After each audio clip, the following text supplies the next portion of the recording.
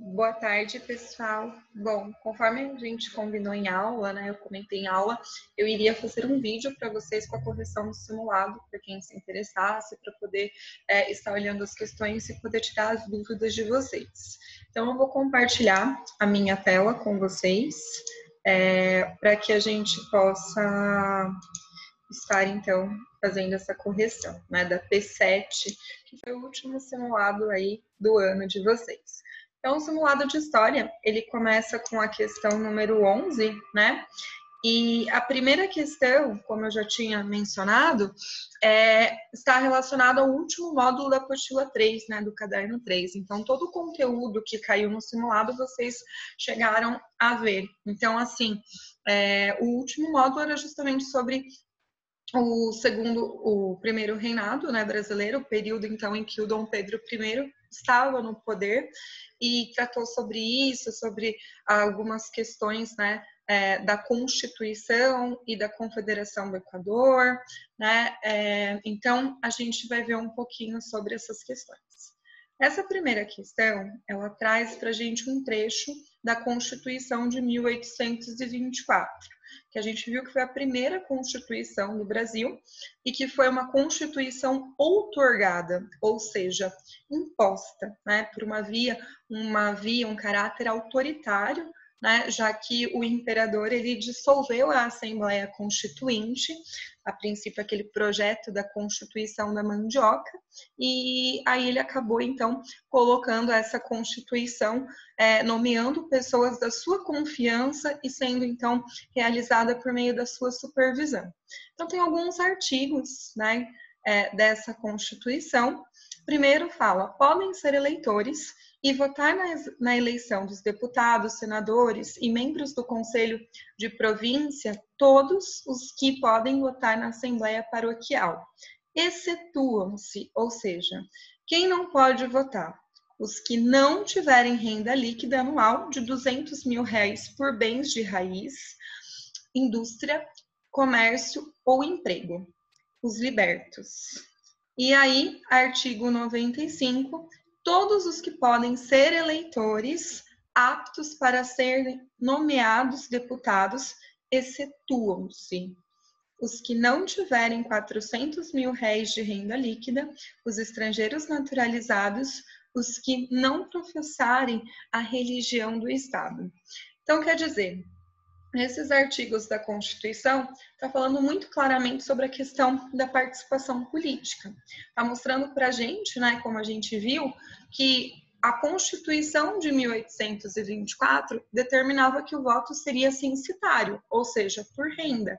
Isso significa que a maior parte da população estava excluída da participação política, né? Porque era a minoria que tinha dinheiro, era a minoria que era rica, então isso atendia apenas à vontade da elite, né?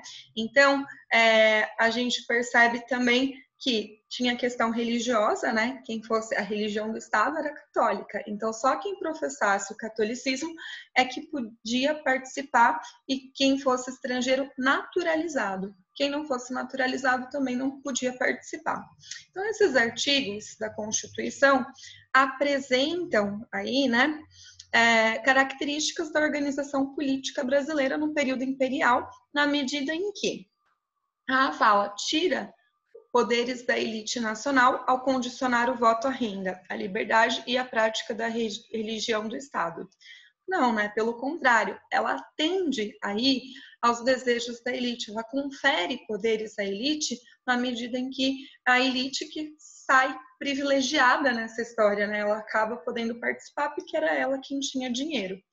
A B fala, amplia direitos políticos a toda a população, desde que os cidadãos sejam praticantes da religião católica. Não, porque fica muito claro nos artigos que é necessário ter renda. Não era todo mundo que tinha renda, então a maior parte da população está excluída desse processo. Então ela não amplia, ela restringe os direitos políticos da população. A C fala, coloca estrangeiros e escravos no mesmo patamar, ao condicionar os direitos políticos à naturalização da pessoa. Não, né? A gente percebe que escravos, sob hipótese alguma, não tinham direito de voto, né? Então não dá para dizer que eles estão no mesmo patamar. E a última fala, reforça seu caráter elitista e de conservação das hierarquias sociais ao atribuir direitos políticos à parcela da população mais rica, né? Então, seria essa opção, a alternativa C, porque é isso. O voto censitário, ele limita a participação popular na política. Limita quem? A elite, né? Favorece, beneficia a elite. Então, seria a alternativa D. E aí nós temos a questão 12. A próxima questão é uma charge. Nessa charge, ela está tratando, sobretudo, de uma característica do poder, né, durante aí o período do Império, que se refere ao poder moderador, que nós já vimos que o poder moderador seria o quarto poder. Então, além do executivo, legislativo, judiciário, nós tínhamos o moderador, que dava ao imperador o direito de interferir em todos os outros poderes. Então, ele podia governar praticamente com plenos poderes, de forma praticamente absolutista. Então, aqui, né, é uma charge que fala: a Constituição é para todos, majestade. E aí ele fala: quase todos. Eu estou acima dela. É uma crítica, né? Está mostrando essa questão do poder moderador que dá todo o poder para o imperador. Então, da mesma forma que a gente tem o voto censitário, que acaba limitando, vamos dizer assim, a participação popular na política, a gente tem o poder moderador que limita a atuação também da elite, né? Por quê? Porque as coisas acontecem conforme a vontade do imperador. Então, aqui fala, né? A Constituição de 24 estabeleceu em seu texto a divisão de poderes do Estado em executivo, legislativo, judiciário e moderador. A charge faz referência ao poder moderador, mostrando seu caráter de fala interferência sobre os demais poderes por meio da figura do imperador. É isso, né? O poder moderador dá ao imperador esse direito de intervir no poder legislativo, no poder judiciário, sempre que ele quiser, né? A B fala equiparação deste poder aos poderes executivo, legislativo e judiciário. Quer dizer, eles estão todos no mesmo patamar? Eles estão em pé de igualdade? Não. A gente sabe que o poder moderador, ele acaba anulando os outros poderes. A C fala submissão aos demais poderes com base no que foi descrito no texto constitucional. É o contrário, né? Os outros poderes estão submetidos ao poder moderador. E a D fala irrelevância em relação aos demais poderes devido à falta de autoridade da figura imperial. Não, né? A gente não tem falta de autoridade. Então, seria a alternativa A. Na próxima questão, a questão 13, né, ela está tratando, sobretudo, sobre a Confederação do Equador, que nós vimos que foi um movimento que aconteceu durante o primeiro reinado em Pernambuco, né? Ela acabou eclodindo em Pernambuco e se estendeu a outras províncias, né? Como Ceará, Rio Grande do Norte, e justamente contra aí esse caráter autoritário do imperador, né? Um dos fatores, além de todas as dificuldades econômicas, seca, que os pernambucanos enfrentavam, eles também se colocavam contrários aí às arbitrariedades do Dom Pedro I, né? Tanto ao fato dele ter outorgado a Constituição de 24, que isso mostrava essa via autoritária do imperador, como também a ausência de autonomia das províncias, né? Porque ele nomeava o presidente de província. Então, ele que escolhia, e muitas vezes o escolhido não era o que era popular entre os pernambucanos, então isso acabou gerando um movimento que ficou conhecido como Confederação do Equador. Então, aqui fala, né, brasileiros, a salvação da honra da pátria e da liberdade, a defesa de nossos imprescritíveis e inalienáveis direitos de soberania, comandam que com laços da mais fraterna e estrita união, nos prestemos recíprocos auxílios para nossa comum defesa. Brasileiros. São patentes os reiterados perjuros do imperador, e está conhecida nossa ilusão ou engano em adotarmos um sistema de governo defeituoso em sua origem e mais defeituoso em suas partes componentes. As instituições, as leis e todas as instituições humanas são feitas para os povos e não os povos para elas. Eia, pois, brasileiros, tratemos de constituirmos de um modo análogo às luzes do século em que vivemos. Desprezemos instituições oligárquicas só cabidas na encarnecida Europa. Quer dizer, é um manifesto, né, aí da proclamação da Confederação do Equador, em que eles vão acabar utilizando aí das ideias iluministas de liberdade, ideias de igualdade, favoráveis à tripartição do poder, favoráveis, sobretudo, a uma instituição republicana, né? Então, tem alguns elementos aqui que mostram isso para a gente. E aí fala, né, que esse trecho, então, é parte desse manifesto da Confederação do Equador, que eclodiu em decorrência da dissolução da Assembleia Constituinte de 1823. Manifesta a crítica da elite colonial ao liberalismo político e defesa do regime monárquico. Não, é justamente o contrário. Eles criticam, pessoal, justamente aí a falta do liberalismo político. Eles querem liberdade política. Eles acreditam que o governante ele deve atuar a favor dos governados, conforme os interesses dos governados, que são as ideias iluministas, né? O liberalismo político prega essa ideia. Então, eles não defendem o regime monárquico, eles defendem aí um regime republicano, eles queriam a implantação da república. Então, a A está errada. A B fala: insatisfação do povo pernambucano com o imperador, ainda que satisfeitos com o regime. Eles tinham insatisfação com o imperador? Sim, mas eles também tinham insatisfação com o regime. Eles não defendem a monarquia, eles defendem a república, tanto que eles querem essa substituição. Então, a B está errada. A C fala: descontentamento das elites com o autoritarismo do imperador e com o regime. É essa, né? Eles não concordam com esse autoritarismo do Dom Pedro I, que outorgou a Constituição de 24, e nem com o regime monárquico, tanto que eles acabam defendendo a implantação de uma república. E a D fala: desejo dos revoltosos de ampliar o movimento de combate aos regimes autoritários para a Europa. Não, né? Ele acabava se tratando aí da região brasileira. Bom, de algumas partes, né, do Brasil. E, por fim, nós temos a última questão, né? A penúltima questão, perdão, a questão 14, que trata sobre a segunda revolução industrial que a gente estudou, que fala, então, de algumas características que a diferenciam da primeira, né? Então, uma delas está mostrando a questão, né, do papel assumido pela ciência e pelos laboratórios de pesquisa, com desenvolvimentos aplicados à indústria elétrica e química, por exemplo. Está mostrando esse avanço tecnológico, o uso da eletricidade, né, que acaba diferenciando a segunda revolução industrial da primeira, porque a primeira, as máquinas eram movidas a vapor, né?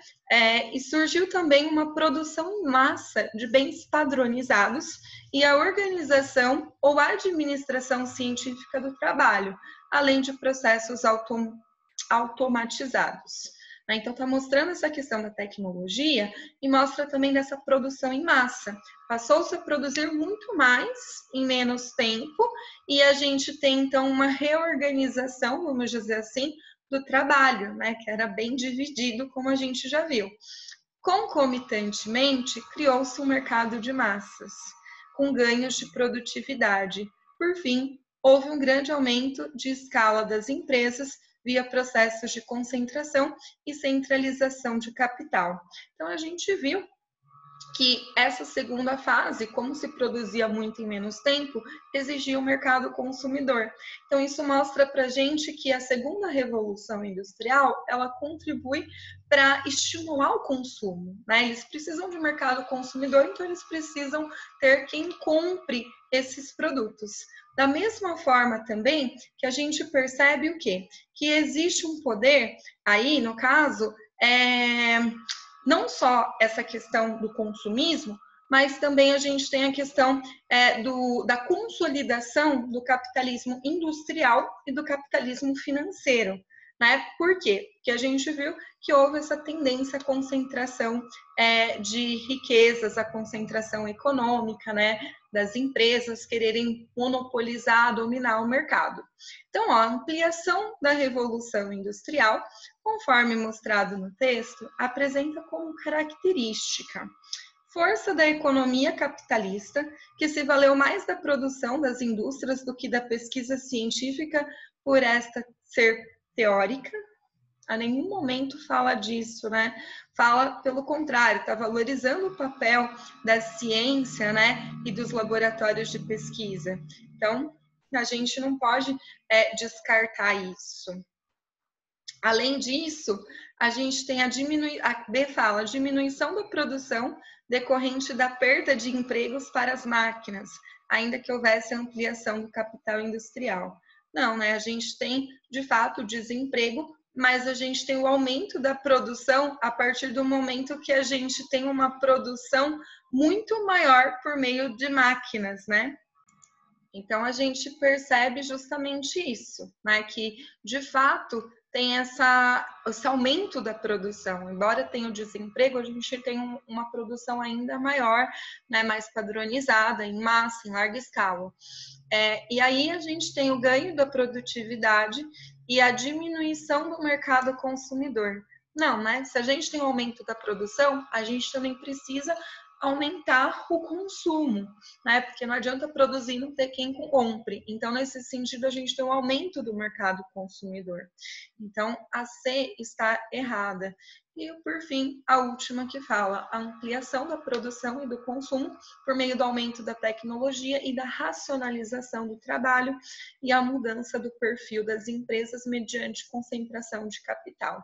As empresas, elas adquiriram esse caráter, então, financeiro, capitalista, industrial e financeiro, esse monopólio, essa tendência à concentração econômica com a formação de trusts, né, fusões de empresas, cartéis, acordos, tudo para dominar o mercado e evitar a concorrência. Da mesma forma que a gente já comentou que houve muito mais tecnologia, né, e isso contribuiu para o aumento da produção e, consequentemente, o estímulo aí a um maior consumismo, certo? E, por fim, nós temos a última questão que trata sobre o imperialismo, né, que a gente viu, ou neocolonialismo, né, que está mostrando, então, aí uma imagem, né, que fala civilização, né, e que essa charge foi produzida justamente nesse contexto do neocolonialismo, né, ou do imperialismo no século XIX. E aí a gente tem, ó, a tradução, civilização, o fardo do homem branco, né, gente? Qual era o fardo do homem branco? A gente viu que era aí levar a civilização para os demais povos que eram considerados inferiores. Nós vimos que o alvo do imperialismo europeu foi justamente foram os continentes africano e asiático. E eles tinham como justificativa o darwinismo social, essa ideia da superioridade da raça, né, termo usado na época, dos europeus, do homem branco. Então, nesse sentido, qual a ideia que representa isso? A fala, a ideia de submissão partilhada pelos povos primitivos, o que fez se submeter com um mínimo de resistência aos valores e à cultura europeia. Falar que tinha mínimo de resistência é mentira. Nós vimos que tiveram várias resistências a esse domínio europeu. A gente teve a Guerra dos Boxers, a Guerra dos Boeres, a gente teve a Guerra dos Cipaios, a gente teve várias tentativas de resistência da população local, né? É que eles não conseguiam resistir diante da superioridade bélica dos europeus. A B fala a realidade acerca da evolução humana, servindo de justificável fundamento para se levar a civilização para os povos africanos e asiáticos. Quer dizer, então, a realidade acerca da evolução humana, servindo de justificável fundamento para se levar a civilização para esses povos, é a realidade, gente, da evolução humana? De forma alguma, né? A gente sabe que isso é uma visão totalmente preconceituosa. A C fala uma sátira que inverte o que os líderes colonialistas pensavam, mostrando que os povos africanos e asiáticos eram mais evoluídos em relação aos demais. De forma alguma, né? Eles viam, de fato, como povos inferiores. Então, só restou a alternativa D, que seria o pensamento aí etnocêntrico, né? Essa visão de valorizar, no caso aí não é só um etnocentrismo, mas é um eurocentrismo, né? A valorização da cultura europeia, do homem branco em relação aí aos africanos e aos asiáticos, né? Então, eles viam isso como uma missão, né?